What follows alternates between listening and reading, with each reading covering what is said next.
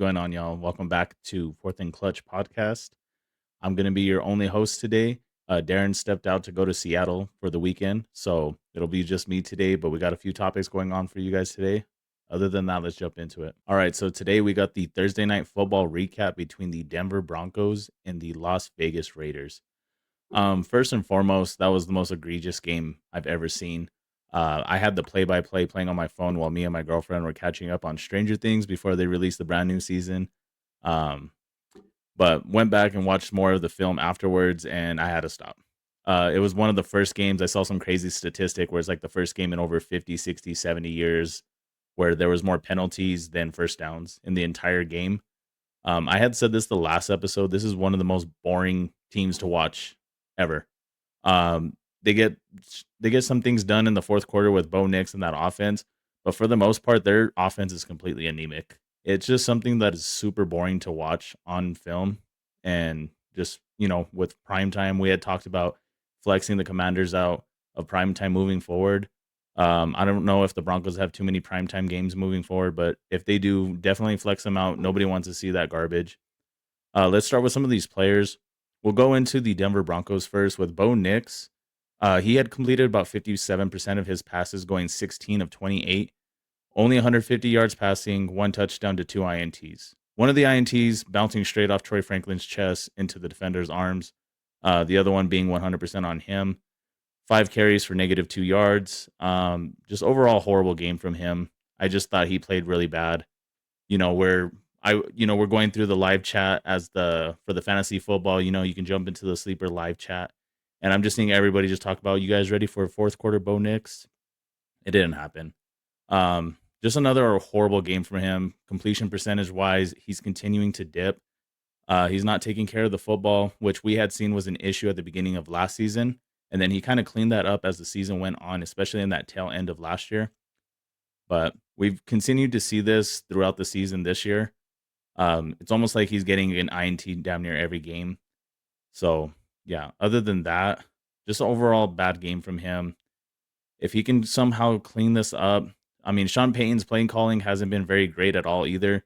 They're relying heavily on this run game between RJ Harvey and J.K. Dobbins, which even then, they're not getting enough carries to produce enough in this offense. I feel like RJ Harvey needs to get more involved.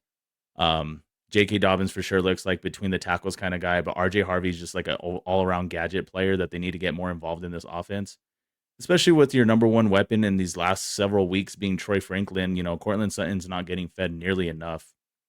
And I feel like you definitely notice the issues with that when their offense isn't moving the ball very much. You got a number one receiver. Cortland Sutton is one of the most underrated receivers, in my opinion. And you're just not seeing any targets out of him. You're not getting enough catches. You're not feeding him the ball nearly enough to drive the ball down the field and create some offense. So overall, I mean, the Denver Broncos defense was amazing. I mean, I believe they had 7 sacks on the game, and they just tore Geno Smith apart. He couldn't even stay comfortable in the pocket. Of course, with that atrocious Raiders O-line, the defense just got through and tackled Genty at the line of scrimmage most times, and sometimes they fell forward at least to get a couple of yards. But for the most part, Denver Broncos defense was the MVP of this game. I had noticed when they did the Thursday night stream, there was a clip going viral where Richard Sherman was looking at whoever the female analyst was, and they gave the MVP of the game to Bo Nix, and he just giving her the stupidest look. And then as it cuts out to the scene and brings up the whole image above it, he's just like, what? So all around, just, I don't know, just an awful game to watch. Raiders side, Geno Smith continues to look like shit. He's just not a good quarterback anymore. I mean, he's resorting back to his days with the Jets. We had said this last time, and it's just looking all bad for the Raiders right now. With there was more things going around about fantasy football wise. Like, this is one of the lowest scoring games for all fantasy football players that were involved. It seemed like Ashton Genty, Troy Franklin, and the Denver Broncos defense were the only 3 to do something in this game. Everyone else was in single digits, including the quarterbacks. So all in all, just god awful game. Need to move on from it. Needs to be erased from our memories moving forward. And please do not make us watch the Denver Broncos ever again.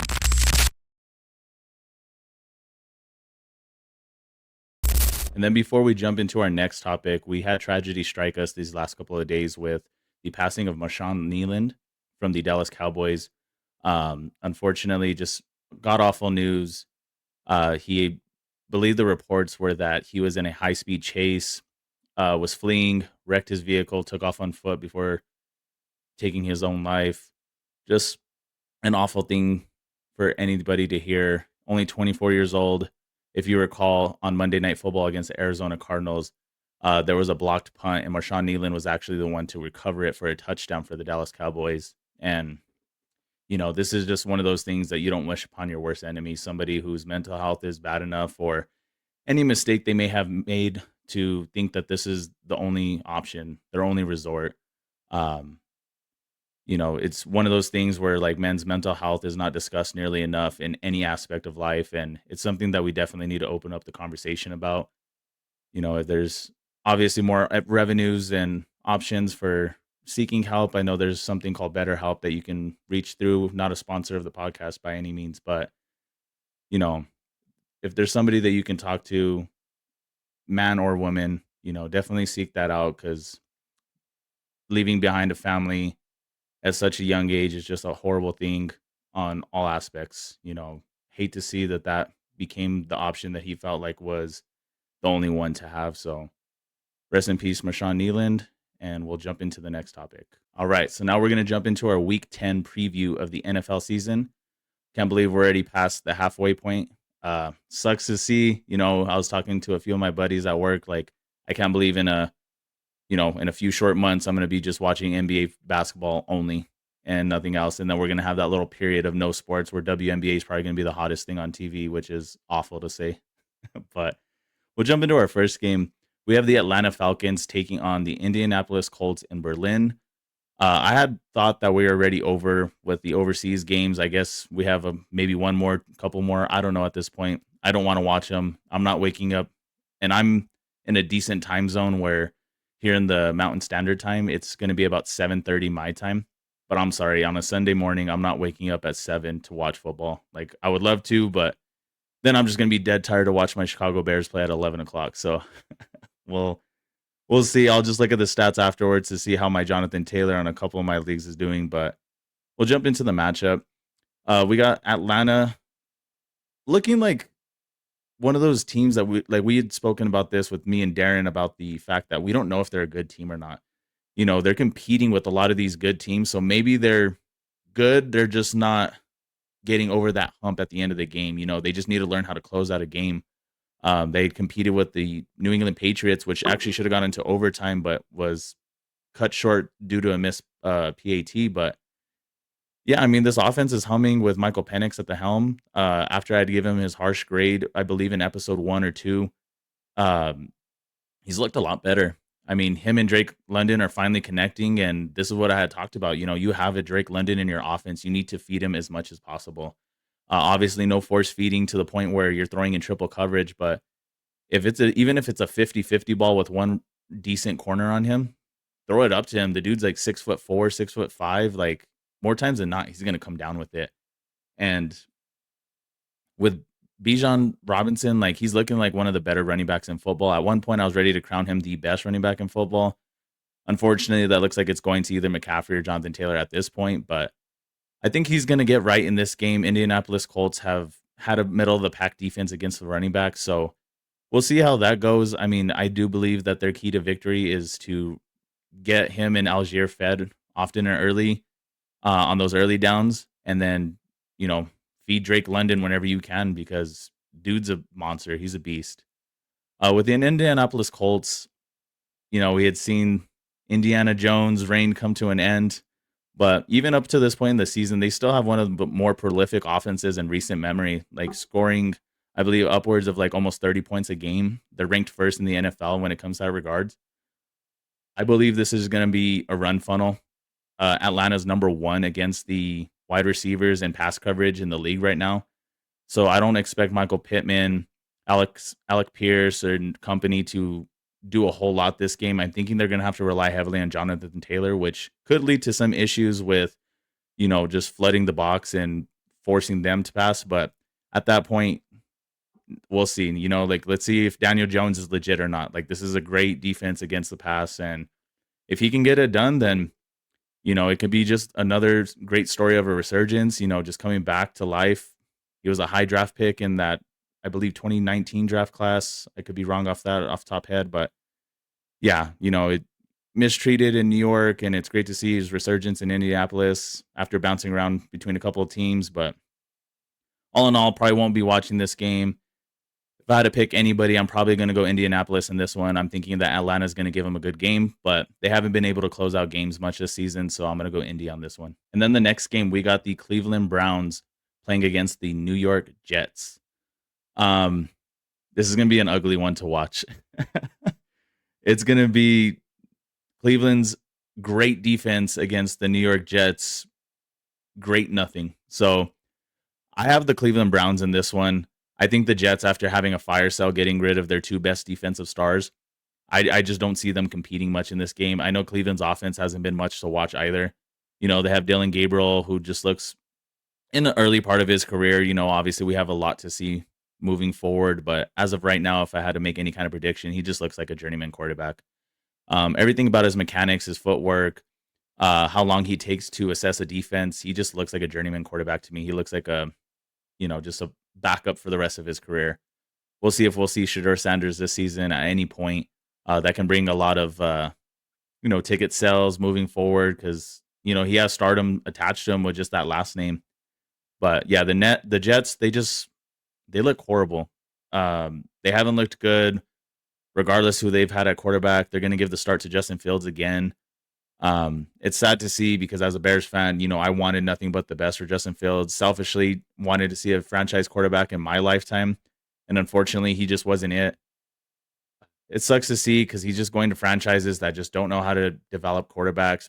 Chicago, Pittsburgh haven't developed anybody since Ben Roethlisberger, and then the Jets couldn't even name you one quarterback that they've ever developed. So sad to see, but I don't think the Jets are going to compete much in this game. Who knows? Maybe after the trade deadline, maybe some things stir up in that locker room where new leaders come up, new voices are taking over in that locker room, and maybe they can get some momentum going. But Cleveland's defense is just too dominant. I got Cleveland probably like 20-7 in this game.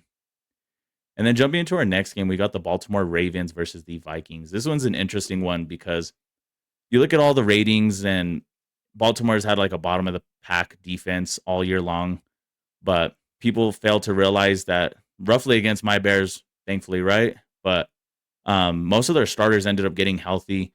So they got Roquan Smith back healthy. They got their DBs back. They got their safeties. So this defense is humming at this point. Dominated the Miami Dolphins the last time that they played. And then the Vikings, they upsetted the Lions. They looked great in that game. Brian Flores called a hell of a game and shut down Jahmyr Gibbs and David Montgomery. So shutting down that run game was forcing Jared Goff to kind of put the game on his back, and he fell short. So it's going to be a heavily defensive matchup in this one. Lamar Jackson, another week removed from that hamstring injury. I do expect him to run a little bit more in this game. I have seen a few clips of him running at practice. He looks almost back to full strength at this point. So I'm probably going to take the Baltimore Ravens in this one. It seems like even Vegas has Baltimore as the betting favorites in that division to win, even though that they fell to a 1-5 start early in the season. So I got Baltimore in this one, probably 27-24. And then, of course, with JJ McCarthy, like I said, statistically didn't have the greatest game, but he made plays when it mattered. So if he can keep the Vikings in this game close enough, that defense is scary. So that's why I'm expecting this to be a close game. Jumping into our next game, we got the New Orleans Saints versus Carolina for an NFC South matchup. Tyler Shuck just looks awful. I don't know why they moved on from Spencer Rattler. He didn't look that great to begin with, don't get me wrong, but he was for the most part of the season protecting the ball, and it just seemed like those last couple of weeks he just had to kind of like that turnover bug hit him and throwing pick after pick, fumbles. This run game is non-existent. Alvin Kamara, it's almost like they're avoiding giving the ball to any running back in this backfield at this point.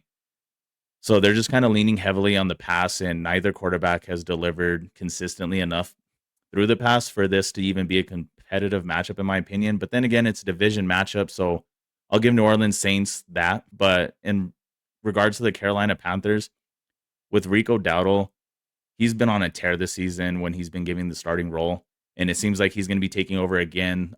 Dave Canales of the Carolina Panthers actually came out and said that they're going to rely heavily on Rico Dowdle to play this week, as he was dealing with, I believe, a quad injury or something of that sort. But yeah, Bryce Young, they're not even trying to hide it at this point. They're taking the ball out of his hands and just giving it to the running back, and they're winning off that with their great defense, with the great DBs that they do have. So I got Carolina this one, a low scoring game, probably 17-14. And then jumping into the next game, my Bears are going to be taking on the New York Football Giants. This one's a hard one for me. The Giants have been that team with just a ton of momentum. Even though they're losing, they still come out, they still fight hard. It reminded me of the New Orleans Saints when the Bears played them. Like until that point, like this was a team that just they're scrappy. Like they don't give up easily. They're rarely getting blown out and typically fight till the end of the game. And my Bears defense were decimated. We just lost TJ Edwards, I believe, for this game and possibly more as he had surgery on a hand that he had wrapped for the previous game. Um, so our defense continues to just lose everybody that's a starter at this point. It's not looking great for us. Jackson Darts looked like a solid quarterback this year. With the weapons that they have with Wan'Dale Robinson and Darius Slayton, I expect them to have a good game. I expect Tyreek Stevenson to step up a little bit more going against Darius Slayton or Wan'Dale Robinson at this point. But Nick McLeod, you're awful. Nashawn Wright, he's a good player as a backup, but he's not a startable corner in this league. So I expect the Giants offense to steamroll the Bears like most teams have this year when we're not creating turnovers constantly. Our pass rush has been abysmal, non-existent almost. So this one I expect to be another high-scoring game, not nearly as much as the Bengals and Bears games last week. But with the Bears, Caleb looked great last game. I feel like, of course, left plays out there. And if we can just get a full game together where all three phases of the game come together, like I feel like this Bears team can be pretty good. Like I think we can make it as a playoff team. Not necessarily going to say we're contenders or anything like that. I'm not a delusional Bears fan. But Caleb, if he can continue to string along these games where he looks more composed, and then he takes off when he needs to, make that first read, make that second read. If the check down's not there, take off. Instead of dancing around with the ball that he was doing in that good stretch of games for like weeks 7, 8, 9, so or minus last week, but regardless, and then our run attacks just looked amazing. Kyle Monangai ran crazy. DeAndre Swift's expected back this game, so it's gonna be interesting to see how that split's gonna go. I'm expecting it to be more of a 50-50 split. I feel like Kyle Monangai's earned a lot of trust in Ben Johnson and the rest of the staff. So we'll see moving forward how the split's going to look. I'm expecting it to be closer to a 50-50 split other than it was before where it was more about 70-30 with DeAndre Swift leading the backfield. But I feel like both running backs have looked a lot better. The O-line's getting their shit together finally. So another offensive matchup versus offensive matchup. I'm going to give the slight edge to the Bears. I feel like we just have more weapons.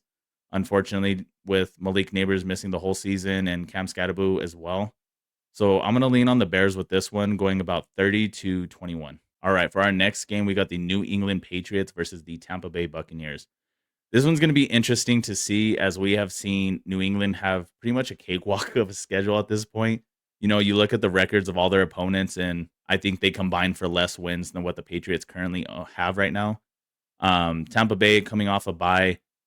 It was sad to see that they didn't get any healthier coming out of the bye. Bucky Irving's expected to miss this game, possibly more. There's this page on YouTube. Shout out to them. The Injury Experts, formerly known as the Fantasy Doctor. He had talked about the injury with Bucky Irving going no contact this whole week and just doing a lot of cardio. It appears that he's probably not expected back till week 13 at the earliest. So that's horrible to see. It seems like he can't get healthy as he was dealing with, I believe, a shoulder injury. Then it came out later that he had a midfoot sprain. So it seems that shoulder injury is still bugging him because he's running at this point. So him not having any contact, I'm assuming it's probably going to be the shoulder. Chris Godwin, a report came out that he's not expected back till late November, early December.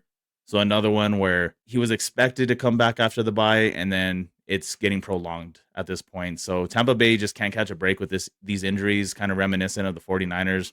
Not nearly to their extent because they're just on a whole different level, but sucks to see because this Tampa Bay Buccaneers offense has looked great for the most part of the season. Last couple of weeks, they've looked lackluster, but it's only because he's throwing to Walmart baggers and Igbuka at this point. You know what I mean? So it'll be a very interesting matchup. New England's defense is pretty solid. Drake May, he's completing damn near every pass at this point. He's throwing around 73% for his completion percentage. So he's looked great for most of this year. They had struggled against Atlanta last week, which again, have no clue if they're actually good at football or what's going on. So we'll get to see New England actually test out their strength against a contending team, in my opinion. I expect Baker Mayfield to kind of take over this game. Rashad White, I don't think he's going to have a good game like most people expect, but I'm going to lean Tampa Bay in this one. I think they're going to expose the New England Patriots, but not necessarily in the fashion you would expect. I'm probably going to go Tampa Bay 24-21 in this one. And then next, we got another division rivalry with the Buffalo Bills versus the Miami Dolphins. I'm going Bills a lot to a little. Not a lot to say on this game. I think Josh Allen's going to have his way with this Miami Dolphins defense. They had sold off Jalen Phillips to the Philadelphia Eagles. They didn't really acquire anybody. I believe that they were actually shopping Jalen Waddle, but they wanted I believe a first back and more, which is ridiculous at this point. But I get it with his contract. They're expecting somebody who's actually in contention. Like if you want a Jalen Waddle, come pay the price. And it seems like we said in the last video, it's just a seller's market. So I believe everybody was just jacking up their prices on their players. Tua's looked mediocre to below average at this point. I don't expect this Miami defense or Miami offense to do much against Buffalo. So I'm going to have Buffalo in this one, 31-17. And then coming up in our next game, we got Jacksonville versus Houston, another division rivalry. Jacksonville, they lost Brian Thomas Jr. for this game. So sad to see. He can't get healthy as well. It just seems like he's just kind of been dealing with nagging injuries all season. Hasn't looked great regardless. They just acquired Jacoby Myers from the Raiders. So he will probably be the featured wide receiver in this game. But covering him is going to be Derek Stingley. So I don't expect that matchup to be favorable for the Jacksonville Jaguars. It's probably going to be another Parker Washington game.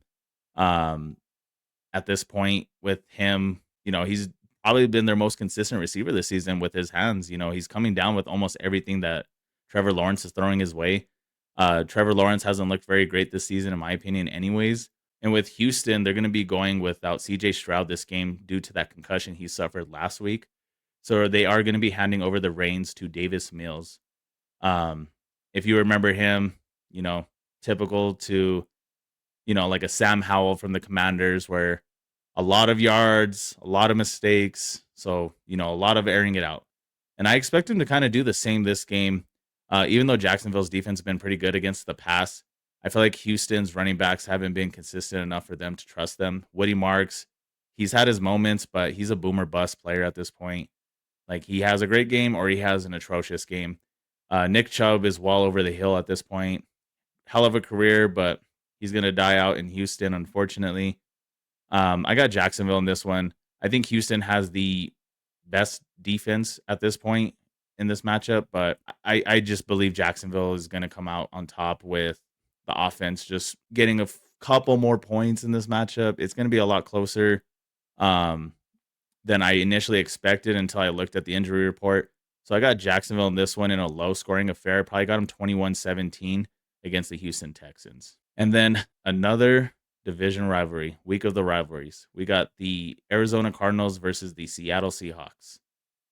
So in this one, Jacoby Brissett looked a lot better. They dominated the Cowboys from beginning to end the last game. And, this offense is humming, but with Kyler Murray probably going to be missing the rest of the season, he's just looked better with this offense. It's one of those things, like I said, if you have a good play caller and you get a game managing quarterback who's going to do exactly what you require of him and nothing more, sometimes these offenses just click a little bit more. Marvin Harrison has kind of looked he's looked a lot better with Jacoby Brissett than he has looked with Kyler Murray for a year and a half at this point. And with the Seattle Seahawks, they're steamrolling right now. I have them right now as probably the second best team in the NFC. It's looking pretty scary over there. So Sam Darnold balling out, Jackson Smith and Jigba. I'm leaning more with Darren. He's climbing that ladder with the wide receivers. He's looking like a top 3 wide receiver at this point. His route running's insane. He's a great deep threat. Even up the middle, he's just a automatic catch, like he's just a great weapon to have in that offense. Kenneth Walker with Zach Charbonnet is probably going to be another 50-50 split. I expect the offense to kind of run a little bit extra on the Arizona Cardinals, which seem more of like a run funnel at this point. Um, I'm probably going to lean Seattle on a 14-point spread on this one. So I'm going to probably have the Seattle Seahawks 31-17 in this one. I think the offense is going to look a lot better with Jacoby Brissett yet again, but Seattle's defense has been pretty legit. So I expect a interception for sure from Jacoby Brissett. If you want to take that line, I'm not the betting one. You can ask Darren on that one, but I'll definitely take that line any day. And then we got the Los Angeles Rams versus the 49ers. I got the Rams in this one convincingly. The Rams have been one of my top 3 teams in the NFC as well. 49ers, I believe, just because they have the record, I feel like they're just getting away with some of these games due to coaching. At some point, your players have to perform. And McCaffrey's been majority of that performance. So the Rams, Matthew Stafford has looked insane. I have no idea how many touchdowns he's thrown these last 3 weeks. I'm pretty sure it's like upwards of like almost 10 to 12 touchdowns at this point. Like, it's insane. Through 4 last week, through 5 the week before in London before the bye week. He looks legit right now. So Los Angeles Rams with Puka getting healthy and still got Devontae Adams over there with Kyron Williams, Matthew Stafford. I feel like this offense is going to overwhelm this injury-riddled 49ers defense. And with 49ers, Mac Jones has looked solid. He's looked pretty good for this whole season. The Shanahan tree is just coming to fruition. He's a genius. He's just getting this team where they need to be, and they're getting it done. But I just think that their lack of talent on the field due to injuries is going to hurt them finally against a real contender. So I have the Los Angeles Rams in this one, 24-17 against the 49ers. Next, we got the Detroit Lions versus the Washington Commanders. So this one's going to be interesting. Detroit came off a loss last week. Washington Commanders, they did not place Jaden Daniels on IR. They're going to have him reevaluated. I believe it was a dislocated elbow or something of that sort. You had seen his arm in the L shape facing the opposite direction, so that wasn't pretty to see. But nonetheless, they're still going to have Marcus Mariota taking over this offense, and he's looked like he's looked for most of his career, just a journeyman backup. This offense can get healthy. Terry McLaurin's going to probably be out again for this week. So they're going to rely heavily on Deebo Samuel and that running back by committee that they have with Jeremy McNichols, Bill, and whoever else at this point. So I'm going to be leaning Detroit heavily on this one. I think their offense is going to use this as a get-right game after they had that frustrating loss versus the Minnesota Vikings.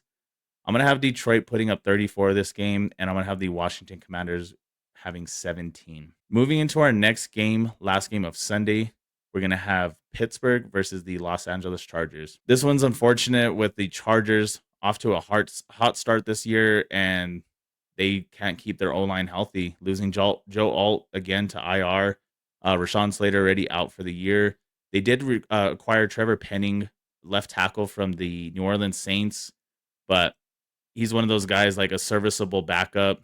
He can start a game or two if you need him, but I don't expect much difference from last week to this week. I feel like the run game is going to struggle with Monty Vidal and Hassan Haskins until they get a Marion Hampton, which at this point is not looking like until week 13 at the absolute earliest. He's still walking around in a boot at this point. They're going to have to rely heavily on Justin Herbert again. This is probably one of the more inconsistent teams in NFL. It seems like, they have hot starts and then they just fall apart. They fall apart, then they get back together. Like, they just need a little bit more consistency. I don't know if it's the coaching staff. I don't know if it's injuries, the players, whatever. But Pittsburgh has been kind of humming lately with Aaron Rodgers. They're looking like another playoff run team. The Mike Tomlin playoff run continues. I'm going to probably lean Pittsburgh in this one. It's going to be a lot closer. I'm going to probably lean Pittsburgh 21-17, if not 21-24. Nonetheless, I believe it's going to be a really close game. Pittsburgh's defense is they're looking like they're getting back to like their great defense that they've been having for the last decade or two at this point, So, yeah, I just think that that defense is going to smother the Chargers when it comes to the run game, forcing Herbert to do another 50, 51 attempts on the air. And when that happens, the ball typically is going to get turnover once or twice. So, winning the turnover battle, I think Pittsburgh's going to take this one narrowly. All right, and jumping into our last game, we have the Philadelphia Eagles versus the Green Bay Packers. After the Green Bay Packers suffering that embarrassing loss to the Carolina Panthers last week, um, looks like they got exposed a little bit.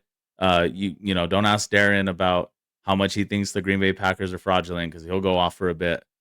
But against his Eagles, I got the Eagles in this one, and it's hard with Jordan Love. He hasn't beat the Philadelphia Eagles in his career at this point, but he's been up and down. He's been so inconsistent. He was already christened a top 10 quarterback after that miraculous playoff run that he had a couple of years ago. And ever since, he just hasn't looked very great to me. When watching my Bears play the Packers twice a year, miserably, of course, playing against Brett Favre, Aaron Rodgers, I was scared. We play the Green Bay Packers. I see that green and yellow, and I'm terrified. I do not want to watch the game. So watching Jordan Love, I don't fear the Packers. I just know that they typically do beat us because that's just typically what happens. We've had piss poor coaching up until this point, in my opinion. But I think Philly, with their acquisition of Jalen Phillips and Jair Alexander, I just think that, regardless if they're getting healthy or not, they made the acquisitions in the positions that they needed it most. And I just think that they're going to beat the Green Bay Packers in this one. I think it is going to be a good defensive matchup in this one. We'll see if Jalen Hurts and Jordan Love can kind of dish it out a little bit more on offense, but I do think that it's going to be a heavy defensive matchup in this one. I have it Philly 20, Green Bay 14 in this one.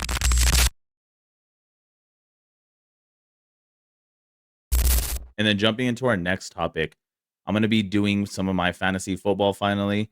I'm going to be giving you guys 5 boom and bust players. For our boom players, I'm going to be leaning towards people that are more middle of the pack players, startable wide receivers, running backs, tight ends, that sort. I'm going to be staying away from the obvious names like a Bijan Robinson, Jonathan Taylor, the Pukas of the world. So give you guys some helpful fantasy advice, what I believe is going to happen.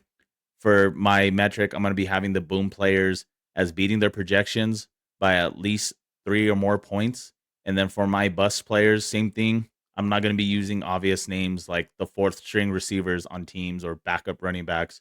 I'm going to be using more of those startable players that you have in your flex positions, your RB2s, your wide receiver 2s. And for that, I'm going to be having the bust as at least 3 points or lower on their projections for the week. And for the projections, I'm going to be going off of the Sleeper app. That is the one that I have been using for the last several years. It's been my favorite app at this point. So we'll jump into it with our boom players of the week. And at number 1, I have Roma Dunze of my Chicago Bears. Coming off a week where the Bears put up 47 points against the Cincinnati Bengals, Roma Dunze came away with 3 targets and 0 catches. With that, 0 points. I had dominated that week in the only league that I have Roma Dunze, so I ended up winning regardless in spite of him. But I do believe this is going to be a get right week for him. With his dad coming out and acting a fool on Twitter and talking shit about trade my son to somebody who's going to throw to him. He's still our leading receiver on this team, so I don't know what he's complaining about. But regardless from all that, and he's going to be going up against the New York Football Giants, who right now are the 29th defense against wide receivers in fantasy football. And they actually right now in the league run the most man coverage with single high safety. And he ran about 44 routes this year against this exact coverage. And he has a target share of about 37.2%. So that's insane. That's your alpha wide receiver numbers. That's your JSN numbers. That's your Puka numbers. So that's what you want to see in a matchup like this. So with that being said, the DBs from the Giants have been atrocious. Deontay Banks has been god awful. And name anybody from the Giants and their defense, minus the defensive line, they've been atrocious.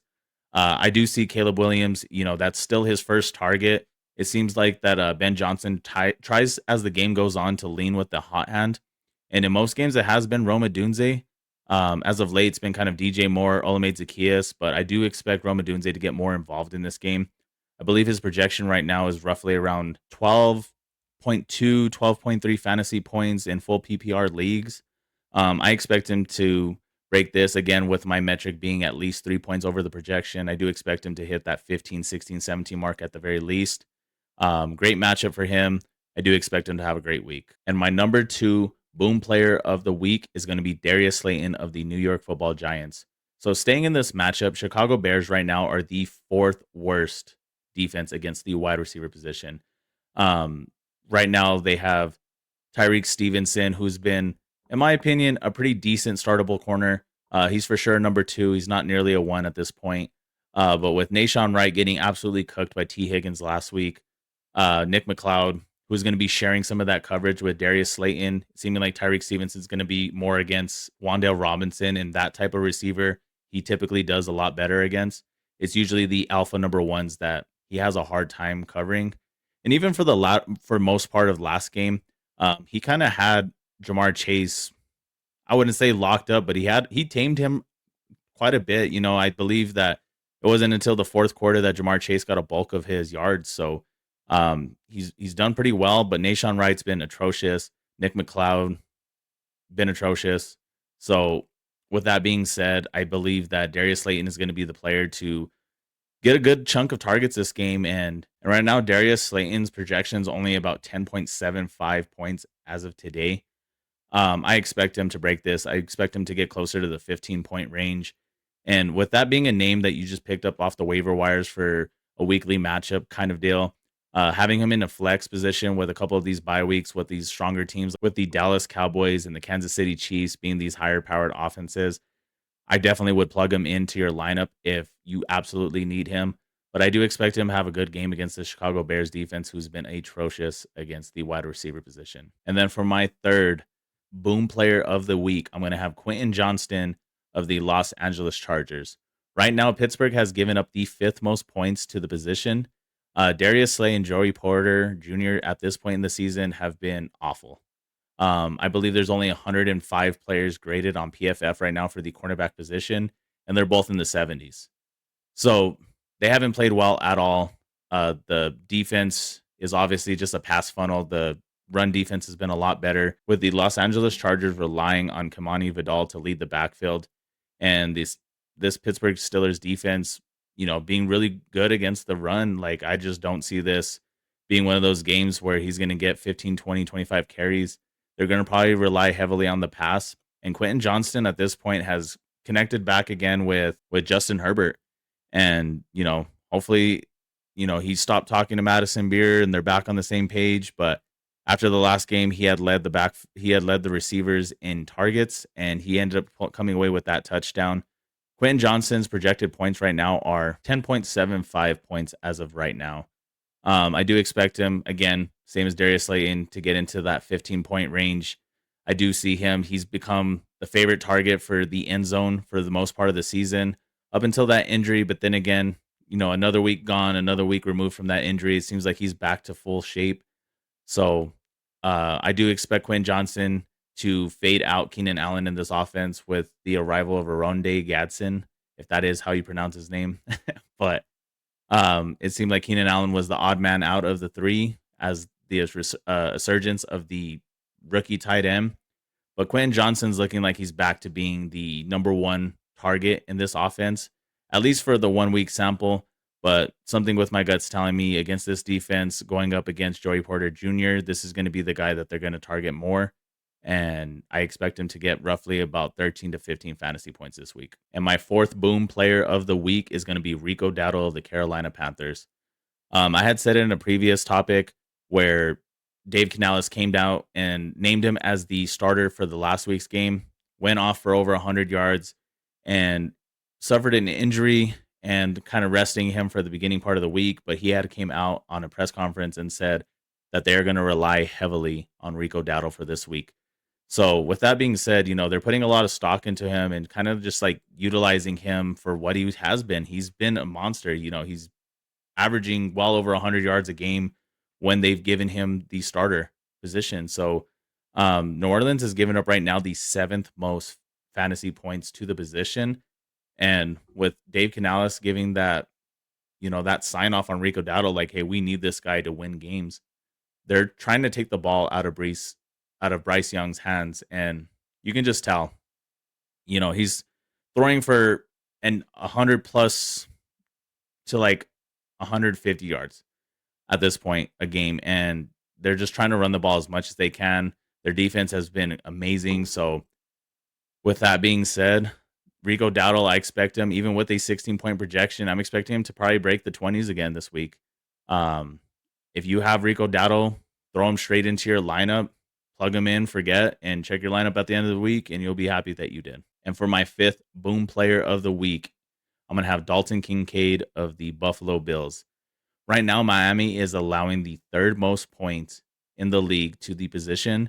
And him and Josh Allen just seem like they've connected as of late. It seems like Josh Allen has finally recognized him as this alpha receiver in this offense. And you haven't really seen that since he had Stephon Diggs a couple of years ago. So it's nice to see because Khalil Shakir has kind of looked like the more consistent receiver out of the group, but it seems like everyone else is just like getting peppered when they can. But for the most part, Josh Allen's relied heavily on Dalton Kincaid when healthy. And it's nice to see. His projection right now is only 9.63 points at this point. I expect him to crush this. I expect him to get well into the 13, 14-point range. So if you have him on tight end, your tight end position, if he's your backup tight end, I have him in a couple of leagues where I'm stacked on tight end because waiver wires are picked clean from running backs and wide receivers. So I'm going to have to do a double tight end flex with Sam Laporta. And unfortunately, I had to watch Brock Bowers get me 3 points. But yeah, I expect Dalton Kincaid to kill it this week. Miami's defense has been atrocious. They got rid of a couple of players this last week due to the trade deadline. So with him being the clear number one target in Buffalo and Josh Allen being Josh Allen, I expect him to kill it this week. And now we're going to be jumping into my 5 bust players of the week. Again, the metric's going to be about them falling about 3 points or more short of their projection based off of the Sleeper app, with full PPR being considered. With my number one, I have Tyler Warren of the Indianapolis Colts. As of right now, the Atlanta Falcons have been the best in football against the position. With that being said, they've been about 18th, I believe, when it comes to the run. I expect the Colts to lean heavily on Jonathan Taylor, get back on track with him. He had a bad week against the Pittsburgh Steelers and the loss. It seems like that they kind of just boxed him out and forced Daniel Jones to finish the game for them. With that being said, Daniel Jones has been connecting a lot with Alec Pierce after he got healthy. He's had a lot of connections with Josh Downs and Michael Pittman throughout the year. I believe if anybody's going to get featured in this offense, it's going to be those receivers. Tyler Warren's targets have kind of fallen off as of late. His projection right now is roughly about 12.7 points PPR, full PPR right now. And I do expect him to have another single digit game, roughly around the 8-9 point range. So if you have him in your lineup, pray, hope for the best, hope that I'm wrong. And then for my second bust player of the week, I do have Jacoby Myers of the Jacksonville Jaguars now. My reason for this being that he's jumping into a brand new system with Liam Cohen. I had heard that it's more of a complicated offense to learn. Obviously, the wide receiver position being one of the easier ones to learn when it comes to just what routes to run. Obviously, he could have Trevor Lawrence help him out in the huddle, just run this route, run that route. I'll send you in motion at this point. But as of right now, he's going to have Derek Stingley guarding him, and the Houston Texans have been number one in the league when it comes to defending the wide receiver position. So with that being said, Brian Thomas Jr. out. You're expecting Jacoby Myers to just have a crazy game this week. I'm leaning more towards an absolute sit when it comes to Jacoby Myers. I want to see a few weeks of what he can do in this offense. Even when he does take over the reins, I just don't like the matchup. The matchup is a nightmare for him. Derek Stingley has been shut down for the most part of this year. Brand new offense. Give him a few weeks to learn this system, and then we can plug him right back into our flex position. And then for my third bust player of the week, I am going to have Breece Hall of the New York Jets. As of right now, he's going up against Cleveland. With him not being traded, I had heard rumors that they had wanted a third for Breece Hall. The Chiefs were only willing to give up a fourth. Would have been nice to see him in a better offense, but unfortunately, he is stuck here in the Jets offense. With that being said, you had looked over the weekend, and he's just sending out a ton of subliminal tweets and some obvious ones about wanting out of there. He's seeing players getting traded, and he's hoping he's next. And then you just see him he posts emojis or other things afterwards after he wasn't traded. I wouldn't doubt it if Aaron Glenn just uses him as an example to this locker room. Like, this is what happens when you don't want to play with us. This is what happens when, you're going to be damn near a cancer of this locker room. Like, you don't want to be here, then we'll show you what it's like to not be here. Regardless if they couldn't trade him, I wouldn't doubt it if they take away some of his playing time as a punishment to kind of send a message, like send a message to the guys. We can't have this. This guy's publicly putting it out there that he doesn't want to be here, that he's praying for a trade. And when he doesn't, he's just down and out. So regardless, Brees Hall is superiorly talented, but he's going up against Cleveland, who has the second best defense to the running back position. I expect more or less the same. I expect them to shut down Brees Hall and company. I'm not expecting this to be a good game from him at all. His projection is going to be about 14 points this week. I wouldn't doubt it if he falls into the single digits again, as he's done plenty of times this year. Unfortunately, I do have him in one of my leagues, so he's one of those guys you kind of have to start, but I do expect him to just have a bad game this week, unfortunately. So that is going to be my third bust player of the week. And then for my fourth bust player of the week, I'm going to have Rashad White of the Tampa Bay Buccaneers. They just had their bye week, and you're hoping to see Bucky Irving coming back to this offense. Unfortunately, it seems like he is going to be out for a little bit longer. So it seems like Rashad White, we're going to have him again for another week to be the starting running back.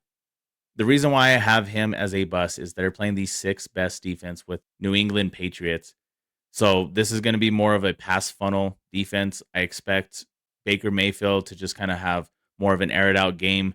And not only that, in the last two games, Rashad White has put up 32 and 38 rushing yards. So it's not like the last two games he's done much anyways. And you have noticed a lot more of his snaps going the way of Sean Tucker. It seems like that they're gonna probably lean more towards like a split backfield at this point. I'm not liking Rashad White's projection at 15.6 points this week. I expect him to at least hit 10 points, don't get me wrong, but I expect him to fall short of that 15-point projection by at least 3 again due to my metric. If he finds the end zone, that'll help, but I do expect him to get fed in the pass game, but I do expect Sean Tucker to take more of this run game away from him, which he has done the last two games prior to the bye. So that is my fourth bust player of the week. And then my fifth and final bust player of the week is going to be DK Metcalf. For the most part of the year, he went with a touchdown, which helped save his fantasy day. His projection right now on Sleeper is 12.8 points. I do expect him to have another single digit game like he had last week. It seems like if he doesn't find the end zone, he's not targeted nearly enough. He's been a boomer bust player most of his career. I'm leaning more towards bust this week, going up against the Los Angeles Chargers, who are ranked 8th against the pass this year. Um, Him and Aaron Rodgers just haven't connected in the way that you would have expected or have hoped for. It was kind of the same way when he was in Seattle. Again, he's just a big body, deep threat, not the best hands, so doesn't come away with the ones that you're hoping for. I expect him to fall short of his 12-point projection this week and end up in the single digits. So if you do have DK Metcalf, again, he's one of those players you're going to have to start reluctantly as a flex position, but I do believe it's going to hurt you this week. So that will be my fifth and final bust player of the week. All right. That is all I have for you guys today. Thank you guys so much for tuning in. We will have Darren stepping in back from his vacation in Seattle for the next episode. Other than that, thank you guys so much for the continued support. Fourth and Clutch, we're out.